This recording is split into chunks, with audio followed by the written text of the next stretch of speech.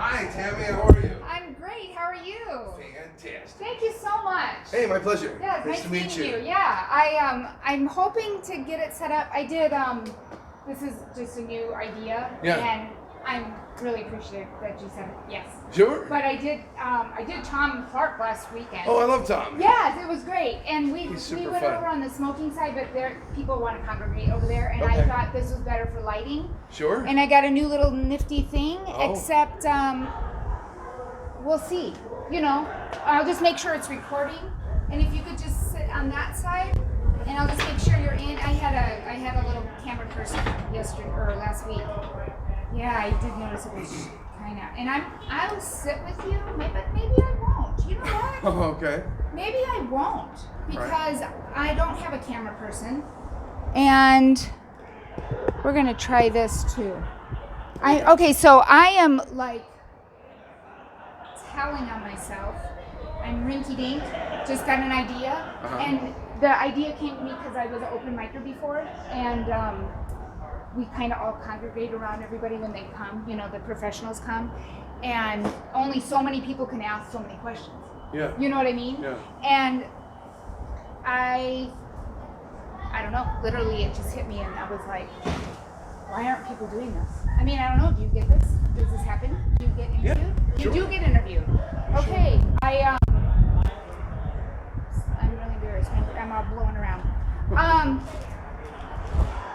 Let's make sure everything's going here. Well, you look very handsome. Well, thanks. You're welcome. It's nice to hear once in a while. Yes. Thank you for. I guess I'm gonna go ahead and start. I don't know if Oh, we didn't get the handsome thing on film? Oh. I should add that. I needed it for posterity. Yes. You look very handsome. Oh, well, thanks. Up and, It seems a little forced put now. together. Is your hair cut? No, it's still here. Still growing. Okay. Yeah, as we speak. Okay. So just to introduce yourself, what is your name? Hi, my name is Alex Elkin. I'm a professional comedian who travels all over and tells jokes. That is so wonderful. Thank you for meeting with me for Funny Business on the Road. Yeah. And we're literally out on the road right now. Have you changed your name, or is that your real name? Actually, I did change my name when I was a young kid. I used to audition for commercials, and for some reason, my agent thought it would be a good idea to change my name to Alex because my legal name, Aaron Jacob Elkin, was too Jewish. Maybe change it to Alex. Maybe you get more work. It didn't work, but the name stuck, and now it's too late to go back. So. Okay, all right. Well, it's a good name. Not to be confused with Alan Elkins, who's a football player or something. Well, there's Alex Elkins. Right. Who's Oklahoma State. Right. Yeah, he's fantastic. Right. Yeah. I don't follow football, but I did look up your name, so I was like, oh, that guy came up. Yeah, he's like the fifth one down. Yes. What city did you start doing comedy in? Started doing comedy in San Dimas. It was actually my high school. I won a talent show for an act that I wrote, and at the age of 14, 15, I went off and did open mics in LA. So I started down, I guess, in the heart of it. And so that was back in 94. Wow, 94 seems to be the popular number. So why did you get into comedy? Why? Stand-up comedy. You know, I ask myself that every day. Why did I get in? You know, because I've always wanted to do it. I've always loved making people laugh. I really enjoy that feeling. And I've always known that's what I wanted to do. Before I even knew that that's what you could do, I wanted to do it. I remember sitting listening to records my dad had, Smothers Brothers and Steve Martin and Bill Cosby and, people that were really influential, and just thinking, man, if I could just do that, whatever they're doing, because I couldn't watch it. I didn't know what it was. And when I finally realized that stand-up comedy could be something that you could pursue, I jumped right on it in high school. And honestly, I never stopped. I didn't go professional, meaning no day job, until 2007. So it took a while to get good and then to make money at it. But I always knew.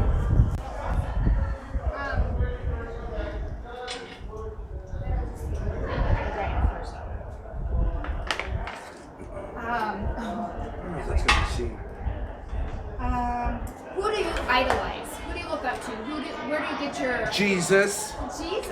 All right. Is he a comedian? He was hilarious. Yeah. How do you get that many followers without being funny and have a sense of humor? And Come before on. Instagram. Right? Yeah. As far as comedy goes, I follow the careers of three people especially, and then off to the side on his own little planet, I admire Brian Regan just because. Well, you ask anybody, Patton Oswalt, Jerry Seinfeld, any comic today worth their salt will tell you that Brian Regan is the epitome of comedy. But I follow three, and I idolize three in my comedy career. One would be George Carlin, because he kind of gave a finger to Hollywood and said, hey, fuck you, I'm going to go do my thing, and if you want to knock on my door, that's fine, but I'm not going to go begging you for spots. I loved that. I loved how he built his own following, and then eventually got to the point where he could fill up a stadium in any city he wanted to. That's brilliant. Bill Burr, because here's a guy who's been doing it long enough to where he doesn't have to kowtow to the feminists and the angry people and the woke and all those people that want to shut down and cancel comedy. He doesn't, he's just flat out, look, I don't have to appeal to feminists. I don't have to appeal to the LGBTQ community. I don't have to, And I love that because he's his own man in comedy. And Steve Martin, because he said, be so good that they can't ignore you. And that's what I want to do. That's awesome. Yeah. I started off on a wrong note. I wanted to kind of stroke your ego a little bit, being that I did research you. We have time for this? Yeah, it'll be quick. Quick stroke. Yeah. I just want to acknowledge on video and recorded that your background is incredible. You started comedy according to what I was reading by winning the prestigious International San Francisco Comedy Competition in 2016. And in 2018, you were chosen to travel to entertain our troops to Iraq. You're a finalist in the Laugh Factory's International Donald Trump Impersonator Contest. My impression is terrific. Nobody does it better except for the person who won, apparently. But it's very good. Believe me, I will do the best impressions. Very good. Champion of the Hard Rock Casino Annual Comedy Cage Match. Yeah, that happened. That's awesome. Thank you. Yes. And you've appeared everywhere: Inside Edition, CNN, Voodoo, Xbox, Ruko, I don't know how to say it, I don't have it, Amazon Great. Prime, Ease the Simple Life Season 5, TNT's Leverage, NBC's Grimm, It was pretty grimy. Yeah, Grimm. It's a new show on NBC. Yeah. You were in it. Yeah, I was perfect for it. Yeah. We got grimy at it. Yeah. And XM Sirius Raw Dog Comedy Channel. Yeah. All And- those places you can hear me and find me. Right. Yeah. You're incredible. I have a few more questions, and then I will get out of your hair, which you do have a lot of. One of my questions is about your hair. Yeah. And I watched a few clips on YouTube about it, and all joking aside, are you going to donate it? Did you donate it? I have. You Yeah, have donated it, and it I have grows donated. again? Yeah, I have Okay. donated and I'm growing it again. It's a nice thing to do.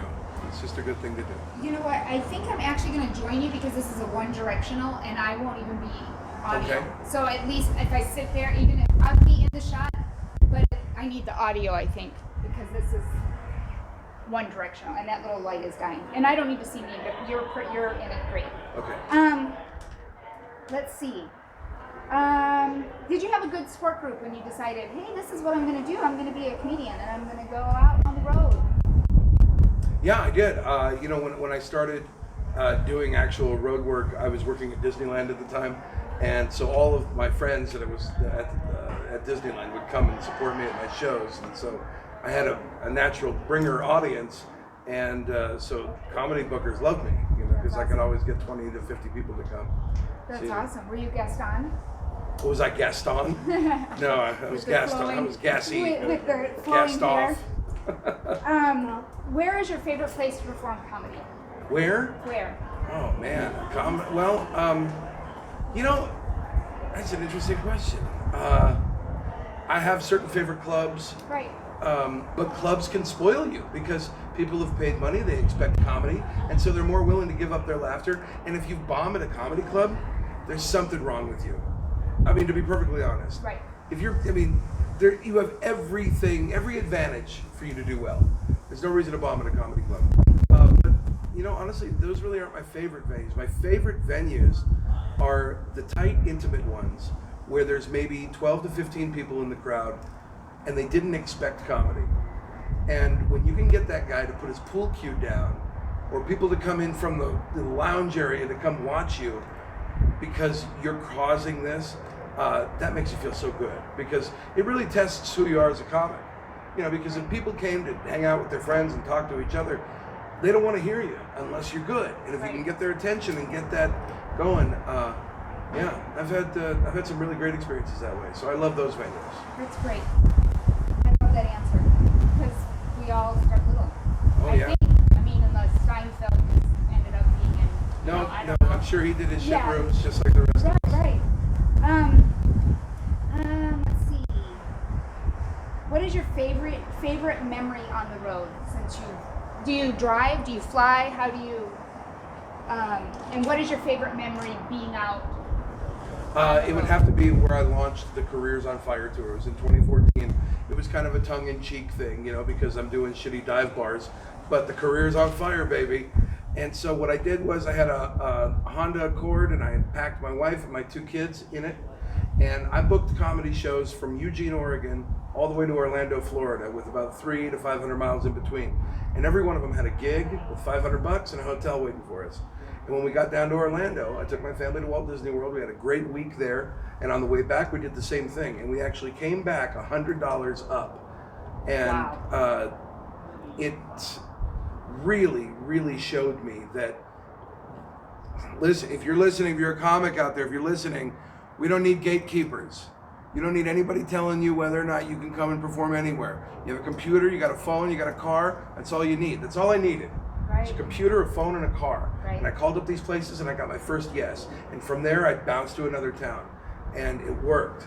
And my family, of course, is now involved in comedy. You asked about a support group. Right. Yeah. My family is huge. My wife works full-time with me. She prints all my merch. She makes sure I have my right flights, my right hotels, my right destinations. She gets all the information on, you know, who to email, who to talk to, on all the places I do. And then my kids, I'll bring them with me. And my merch sales double when I bring my kids along to hawk DVDs and CDs. My 12-year-old knows how to cry on cue. You know, these, yeah. So you're not leaving them in the trunk anymore? No, not in the trunk. No, they've earned the back seat with the windows up. Okay. Yeah. I love that, listening to your clips. What is your creative process? Where do your jokes come from? Some people just think funny, and it's not being a braggart, but I'll give you an example. I was in college, and I knew I shouldn't have been there because of this instance. I was in an English class, and she was taking roll for the first time, and the guy behind me was a foreign exchange student from some Asian country, and his name was Hung Win. And she goes, Hung Win. She goes, is it Hung? And I'm looking around. Like anybody? Nobody. Not even an eye contact, no glint, nothing. And I realized some people just think funny. It's not that I tried to go there. It's not that I have a dirty mind. It's just that that's exactly what I thought, and that's where it went. And it was funny. Some people just think funny. So, you know, some people, like, you look at Seinfeld, who sits down and writes, 5 to 8 hours a day and meticulously crafts these words. And God bless him for it, because it's gold material. Other people have different processes. Me, I like to find it organically, naturally, and then I develop it while I'm on stage. Some people may see that as lazy. I tried writing. And here's something else for comics that may be watching this. Don't memorize your act. Learn your material. Because the difference is, when you learn your material, you know how to get to the punchline, and you can get there any way you want to. When you memorize your act, if you get flubbed up at any point, somebody drops a dish in the back of the room, or a heckler speaks up or something, getting going again is like starting the alphabet from hell. You're just, you have to get yourself in PQR, and you can get going again. And that's the problem when you memorize versus know. And so my writing process is going to be very organic. I'm going to find ideas. And I'm a firm believer in if it's funny, I'll remember it. And then secondly, when I'm on stage, I've got, this is strange, and maybe other comics, this is crazy and they have other methods, but for me, when I'm on stage, I literally see my material as like a horizon of spider webs. And every connection in the spider web is a punchline. And I know that I can get to those punchlines, but sometimes I can go this way, or sometimes I can get straight on, or sometimes I can go up and around, hit this punchline, and then bring it to this punchline. And that's my method. That's how I work. And it keeps me free, and it keeps me from getting bound to being on stage and saying, well, this is my material, here's how I performed it, and my God, this is what you're gonna listen to. And it's nice for the audience because I have people that are coming back to see me this weekend because they know tonight's set will not be the same as last night's set. Right. Hey. Sorry. That's You're okay. all right. We'll just no, it's fine. Okay. Okay. So I was going to ask you, what is the best advice you've been given, and who did you get the advice from? Oh, that's easy. It was during the San Francisco Comedy Competition, and it was given to me by Rick D'Elia, who was also, I think, a winner or a finalist back in the 80s. And he told me these 3 pieces of advice that I stuck with me, and they made me felt so much better in comedy. Nothing ever makes sense, nothing is fair, and don't take it personally. And that is just the best advice because it allows you to slough it off. They don't like you, fuck them. Somebody else will. Right. And if they don't book you, go book a room right across the street from theirs. You know what I mean?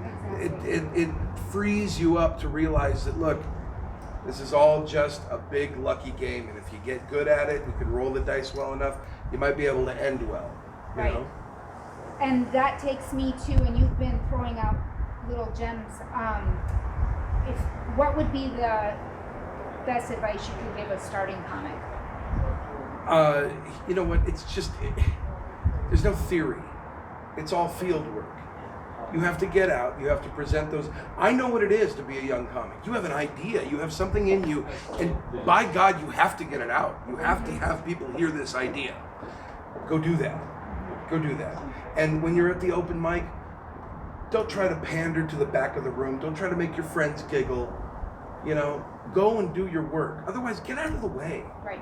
You know, it's such a pisser when you see these people that are comics that are going up and they're just dicking around. They go out to an open mic is a glorified AA meeting with alcohol.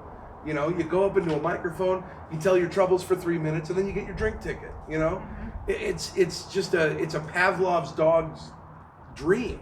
Because if you just go through the process, you'll get what you want. Get away from that. Get away from that. Go out and write. And don't go stepping out too early. Don't think that just because you've been in the game 3 or 5 years, you need to go to LA. Okay? Wait for LA to invite you. There's no business for a comic in LA. Honestly, for a new comic that's trying to start out, there's nothing for you in LA. You need to be established before you get out there. That's when I go back to Carlin. He wasn't banging on Hollywood doors. Eventually they said, hey, can we play along? Can we have some fun with you too? Can we make some money too? And he said, yeah, all right, you know, and he did what he wanted to do. So if you're young and you're green, be patient. You know, sometimes you're a phenom and you're really funny. But what if you break too early? You know, and people tell me, you know, I'm an LA comic, and not to put anything down on LA comics, but a lot of them are what we call 11-minute wonders with 10-minute tapes. They're all ready to get on Conan, but you know what? You put them on a stage for 45 minutes, and it's 10 minutes of fire and 35 minutes of, hey, who's on a date? I don't really have a joke for that. Well, I guess that's my time. And I've seen headliners, I mean big headliners, I'm not going to mention names, but LA nationally known headliners end a set at the Ice House for 15 minutes, and they can't cover the time because, well, I don't really have a joke for that, because they all got their straight fire 9 minutes. And that's the problem with trying to build yourself up as a comedian in a city like LA. Right. You can't build an act 3 minutes, 5 minutes at a time. You have to go out, you have to get on the road, you have to go to the bigger mics. I live in the Pacific Northwest, and I grew up in LA, and I started in LA, and I realized this is not for me. I need to get up where I can get good. I moved to Oregon, and you go to an open mic there, and they're like, what do you need, 20, 25? You know, Yeah. it's gold. And so you're able to develop, you're able to craft, and it's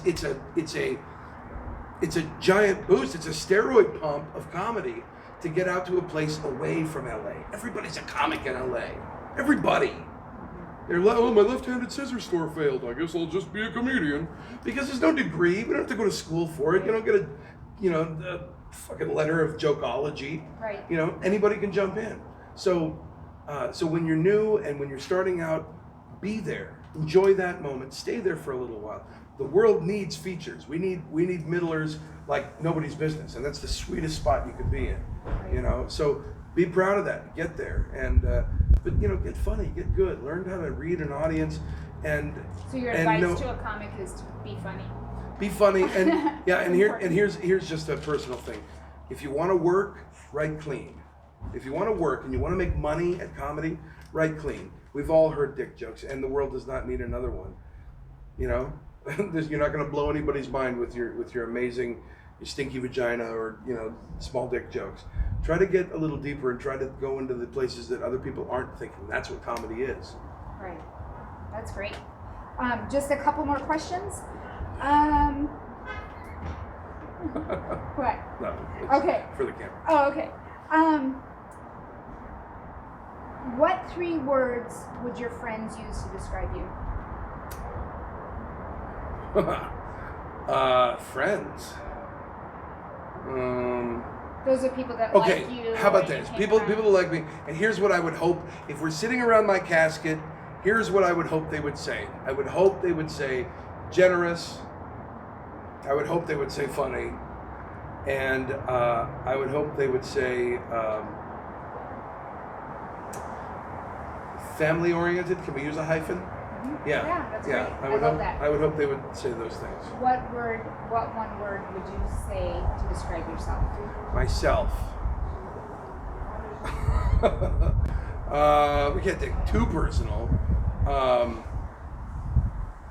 What word would I use to describe myself?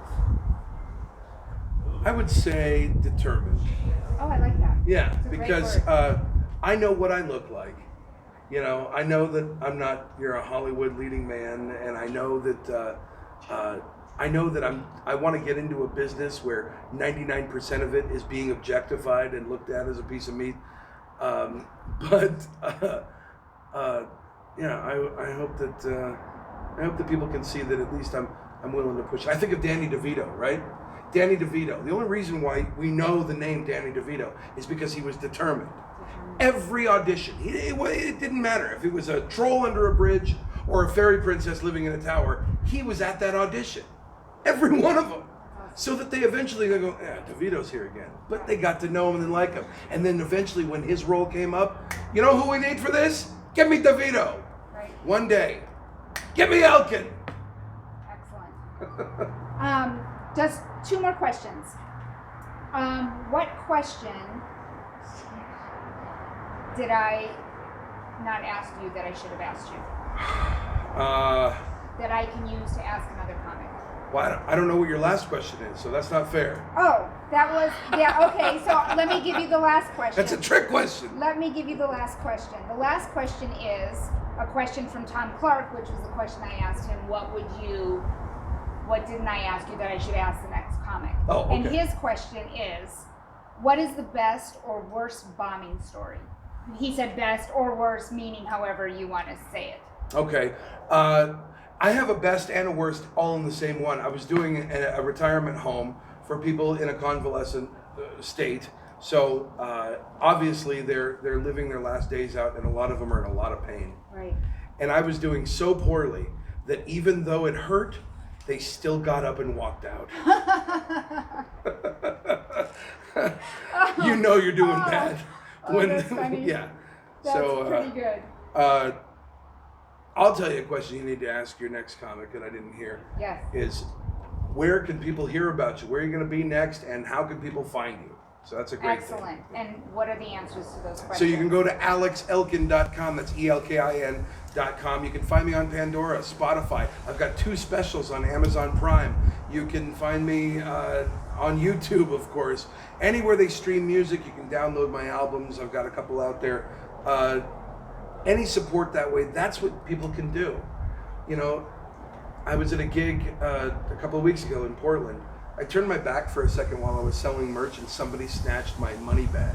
Oh my gosh. Yeah, isn't that crazy? I mean, right from under my nose, behind me, I mean, the balls, first of all.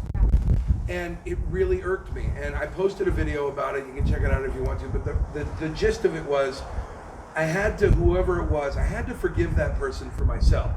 Because if I sat there and got angry about it, it was only going to be bad for me. It only hurts me. It's not going to do anything to them. And so I did. I ended up giving that over and forgiving them. And you know what that did? It literally planted seeds. And my friends got together and they put a GoFundMe together for me, and I made tenfold what I lost in that bag from the generosity of other people. It's a tremendous thing. You don't realize how important you are to other people until, of course, you know, sadly something tragic happens or something like that. Not that it was that tragic, but it really showed that, you know, I'm affecting people. You know, I'm making them laugh, and it's healing. It's really a powerful thing, and it really showed me that there is love out there. We can still take care of each other. You're very happy and inspiring, and you have a very soft spirit. Well, thank you. Thank you. It's very. I have a soft tummy too. Yeah, That's it's what they. very nice to see. Oh, good. Yeah. I really, you know, every comic is going to be their own comic. Right. But I don't want to fall into that common crap of all comics have to be depressed drug addicts, alcoholics, and, you know, fooling around and, you know, living their life miserably until they grind to a halt in their 30s.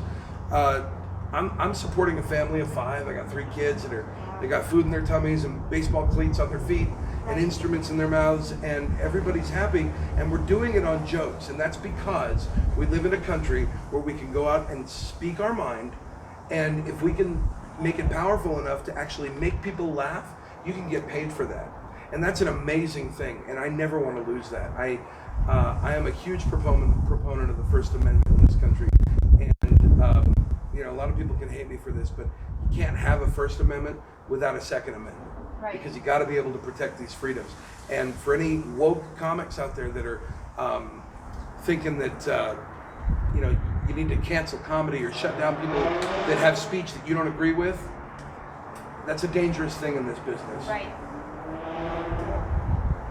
Well, I really appreciate you taking the time out and saying yes. Thank you so much. My pleasure. Thank you so much. Yeah, it was so great. I had a great time. Yeah. I think funny. I'm not going to put myself on it. I just edited Tom's yesterday and I just posted it. I'm going to send it to him before I put it up. Oh yeah. But because I want to make sure he doesn't. He's like whatever. I just want to get his approval. But it was funny. I think funny too. And I always look around and I'm like, so I'm in a health class. My day job is an interpreter at a school, and I'm in a sex ed class, and the teacher is just like, she's almost a nun. Like she's like 70. I don't know how old, and she's talking about all these really like controversial and everything about sex ed. And anyway, she says when a man ejaculates, it's usually 1 teaspoon, and so I'm interpreting. Actually, my teammate was interpreting, and so I'm over there writing, and I was like, who measures this crap?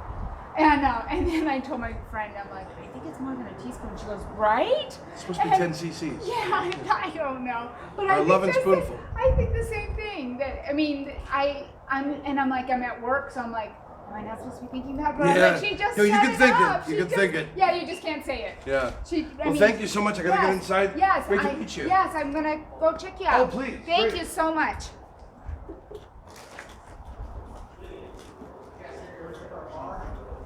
No, we're just beating around.